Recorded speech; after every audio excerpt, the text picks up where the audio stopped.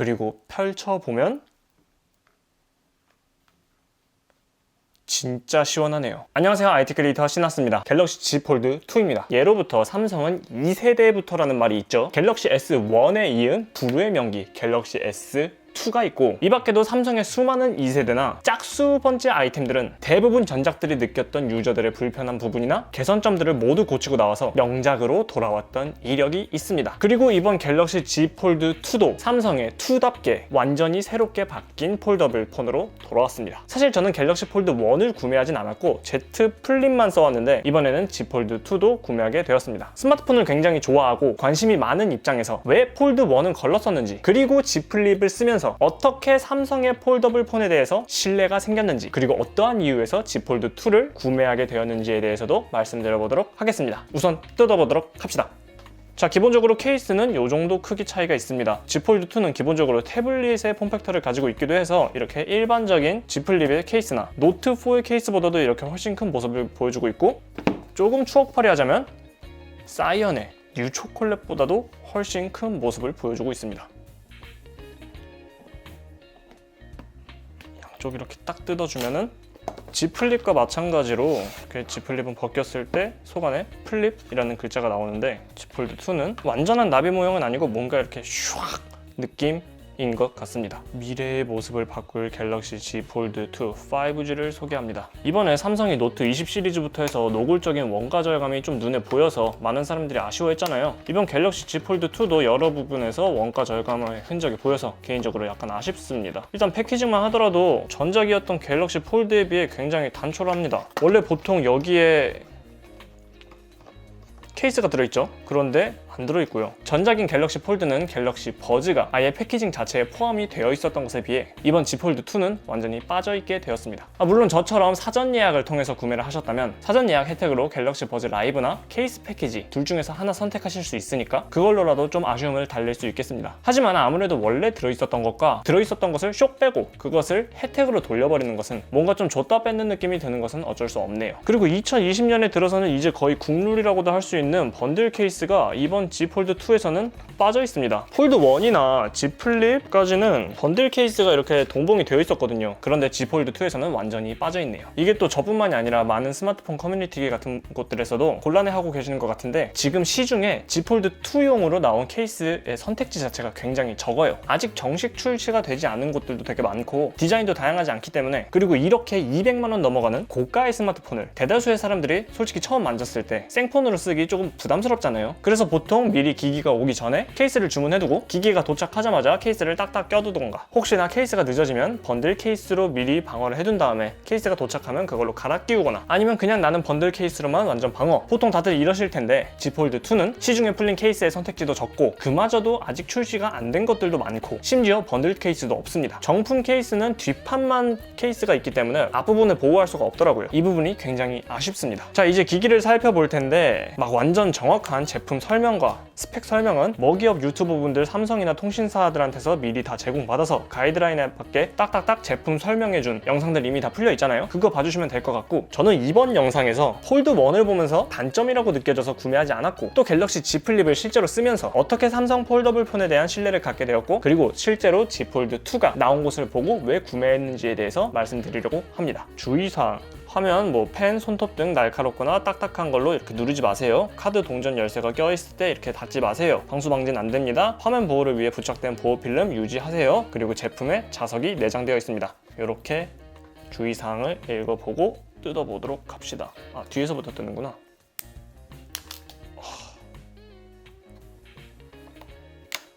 야.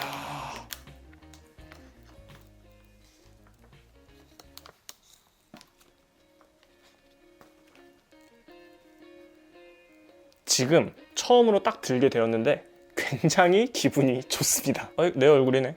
여기 지금 갤럭시 Z 폴드 2의 메인 디스플레이입니다. 굉장히 넓네요. 그리고 딱 접어보면 갤럭시 Z 폴드 2의 외부 화면, 일단 전원을 켜두고 설명을 드려보도록 하겠습니다. 야, 이거지. 기기를 살펴보면 일단 전면 화면을 딱 봐도 폴드 1과 완전히 다른 모습을 알 수 있죠. 폴드 1은 대략 이 정도가 전부 베젤, 화면은 4.6인치. 조금 아쉬웠어요. 사실 조금 아쉬웠다기보다는 삼성이 충분히 화면을 더 크게 할 수 있었을 텐데 왜 저렇게 내놨을까라는 생각이 너무 커서 구매가 망설여졌습니다. 그런데 이번 Z 폴드 2는 조금 길긴 하지만 충분히 요즘 스마트폰 화면 사이즈와 비슷한 6.23인치입니다. 제가 최근까지 써오던 스마트폰들이 갤럭시 S10 에센셜과 그리고 갤럭시 Z 플립 이렇게 써오다 보니까 이 펀치홀이 익숙하더라고요. 아마 언더 디스플레이 카메라 UDC 기술이 완전히 개발되기 전까지는 쭉 이 펀치홀과 함께 할 것 같습니다. 저는 사실 그리고 이 긴 핸드폰의 원조격인 LG 사이언 뉴 초콜릿도 사용하던 사람입니다. 전면 화면이 길다? 라는 것은 개인적으로 저에게 전혀 애로사항이 되지 못할 것 같네요. Z 플립도 이미 충분히 긴 스마트폰이고요. 이게 화면이 길면 네이버 스포츠에서 프로야구 순위를 1위부터 10위까지 한눈에 볼 수 있는 장점이 있습니다. 농담입니다. 디스플레이 해상도도 FHD 플러스로 전작의 HD 플러스급이었는데 이제서야 좀 시대에 어울리는 급의 화면이 아닐까 생각이 들어요. 2020년에 HD급이 들어갔다면 솔직히 쉴드 불가능할 뻔했습니다. 그리고 Z 플립을 사용하면서 아마 많은 분들이 저와 동일하게 불편함을 느끼셨겠지만 생각보다 이 1.1인치 정도의 외부 디스플레이로 할 수 있는 게 많이 없어요. 카톡이나 인스타 알림을 본다? 이거는 인스타 알림이 왔다는 것만 알 수 있을 뿐 다른 것은 확인이 안 되고요. 카메라 사진 찍어줄 때 외부 디스플레이로 보인다? 이것도 사실 멀리서 보기에는 너무 작아서 실사용에서는 별 도움이 안 되더라고요. 그리고 한 손으로 열기가 조금 번거로워서 이렇게 몸을 대고 열어왔는데 이게 우산을 쓰고 있다던가 짐을 들고 있을 때와 같이 한 손밖에 쓸 수 없을 때 굉장히 불편했거든요. 그런데 Z 폴드 2는 이미 6.23인치의 외부 디스플레이가 있으니까 굳이 메인 디스플레이를 열지 않아도 이미 일반적인 스마트폰으로서의 기능은 전부 가능하니까 그것이 Z 플립 사용자 입장에서 굉장히 큰 메리트라고 생각을 했습니다. 이건 Z 플립 실사용자분들이 다들 인정하실 수밖에 없는 부분일 거예요. 그리고 펼쳐보면 진짜 시원하네요. 7.6인치의 메인 디스플레이가 이렇게 시원하게 펼쳐져 있습니다. 전작은 이쪽 부분에 노치 처리가 되어 있었죠. 이번에는 완전 풀 베젤리스 디자인에 펀치홀 뿅 뚫어서 개인적으로 거슬리는 점 없이 시원하게 느껴졌습니다. 물론 이 펀치홀의 위치가 여기가 아니라 이 부분이었으면 좀 더 디자인적으로 안정감이 있지 않았을까라는 생각도 하지만 만약에 이 부분에 카메라가 들어가게 되면 후면 카메라 위치와 겹쳐져 버리기 때문에 기술적으로 불가능하다고 하네요. 이 부분은 아쉽지만 어쩔 수 없는 거니까요. Z 폴드 2랑 Z 플립 펀치홀 크기 비교 좀 해볼까? 하얀색 화면으로. 펀치홀 크기 차이는 이 정도가 나네요. Z 폴드 2가 애초에 노트 20이나 노트 20 울트라에 비해서 펀치홀 크기가 좀 크다, 원가 절감을 했다라는 그런 비판을 받긴 하던데 지금 보니까 Z 플립보다도 펀치홀 크기가 약간은 큰 모습을 보여주고 있습니다. S10 시리즈와 비견될 정도로 엄청 크진 않고 그냥 약간 크네요. 왜 이렇게 만들었을지 이건 약간 좀 의문이 듭니다. 아몰레드도 좀 더 급 높은 새로운 아몰레드 2X 디스플레이가 탑재되어 있습니다. HDR 플러스도 지원되어서 좀 더 생생한 이미지를 경험하실 수 있고요. 무엇보다도 120Hz 주사율이 가장 큰 메리트라고 생각을 합니다. 저는 이미 아이패드 프로 3세대를 통해서 이 120Hz 주사율을 경험하고 있었는데요. 이거 쓰다가 일반적인 스마트폰들 60Hz 주사율 디스플레이 보면은 개인적으로 역체감이 진짜 심했었는데 Z 폴드 2에서도 이 고주사율을 느낄 수 있다는 점이 정말 다행이라고 생각합니다. 개인적으로 외부 디스플레이에는 120Hz 디스플레이가 빠진 것이 조금은 아쉽네요. 원가 절감이려나요? 아니면 기술 부족이려나요? 내부 디스플레이의 소재도 폴드 1에서 쓰여졌던 CPI 소재가 아니라 Z 플립에 사용되었던 UTG가 들어갔다고 합니다. 만약 이 UTG에 갈목할 만한 경도 향상에 들어갔다면 뭔가 삼성 쪽에서도 더 이거 중심으로 마케팅하고 대형 유튜버분들께도 가이드라인으로 어필해달라고 했을 텐데 그런 점이 없는 것으로 보아 Z 플립에서 경험하셨던 사용자 경험과 거의 비슷한 경도 수준 아닐까 생각을 합니다. Z 플립을 실제로 제가 써본 결과 UTG 괜찮았습니다. CPI 필름보다 일단 좀 덜 말랑말랑거리고 손가락으로 눌렀을 때 어느 정도 단단하다는 느낌을 받을 수 있거든요. 물론 손톱이나 펜촉 같은 걸 견디기에는 아직 많이 부족합니다. 그래서 Z 폴드 2에 S펜 탑재 루머가 돌다가 이번 작품에서는 아직 안 탑재되게 된 것이겠죠. 전체적인 디자인도 갤럭시 폴드와 Z 플립이 뭔가 전체적으로 둥글둥글하다는 느낌이 들었다면 이번 Z 폴드 2는 완전히 각 잡고 출시가 되었습니다. Z 플립은 좀 더 곡선이 원만한 것에 비해 Z 폴드 2는 이렇게 약간 각이 더 살아 있습니다. 베젤도 Z 플립보다 Z 폴드 2가 좀 더 얇아진 모습을 보여주네요. 느껴지시나요? 베젤의 차이? 주름은 아직 있어요. 이건 Z 플립 때 보여주던 주름 모습과 동일하네요. 폴드 1의 CPI 필름보다는 주름이 많이 사라졌다고 하는데 저는 Z 플립을 미리 쓰던 사람이라 가지고 큰 차이를 느끼지 못하겠습니다. 그런데 이건 있는 것 같아요. 제가 Z 플립을 사용한 지 반년 정도 지나서 그런지는 몰라도 Z 플립은 약간 이렇게 만질 때 이 부분에 약간 그런 굴곡이 느껴지는데 지금 Z 폴드는 그 굴곡이 플립보다는 좀 덜 느껴집니다.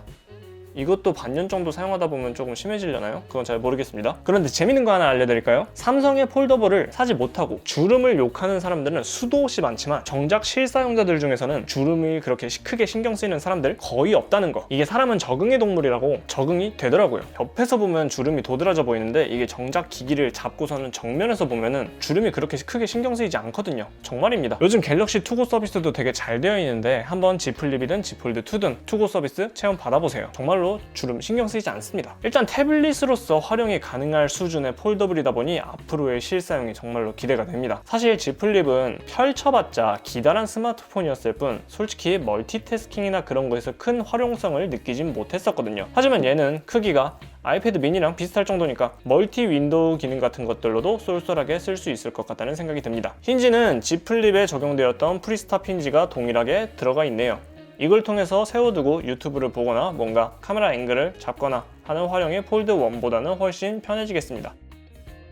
아쉬운 부분도 분명 있습니다. 번들 케이스 미포함이나 펀치홀의 크기 등 여러 곳곳에서 보이는 원가 절감의 흔적들, 외부 디스플레이의 120Hz 주사율 미지원, 전작이 512GB였던 것에 비해 분명 너프된 256GB의 내장 메모리, 심지어 외장 SD카드 메모리는 지원하지도 않습니다. Z 플립에서 그렇게 막 엄청나게 발전이 되었다고 느껴지지 않는 UTG, 그리고 역시나 가장 대중화에 큰 걸림돌이 될 만한 230만원이라는 가격까지. 하지만 저는 이 모든 것들을 감수하고서라도 기기 덕이라면 충분히 써볼 만한 제품이라고 생각합니다. 어쨌든 스냅드래곤 865 플러스라는 현세대 안드로이드 진영 최강 AP가 탑재되어 있고 폼팩터의 패러다임 시프트는 언제나 설레는 법이니까요. 그리고 삼성이 전작이었던 갤럭시 폴드 1에서는 우리 이런 것도 할 줄 안다? 우리 기술력 짱이지? 정도의 실험적인 모습을 보여줬다면 이번 Z 폴드 2에서는 좀 더 완성된 모습으로 어떻게 실사용자들이 폴더블이라는 폼팩터를 사용해 나아갈지에 대한 고민을 많이 하고 그 방향성을 제시해줬다고 생각을 합니다. 자, 이거 좀만 치우자.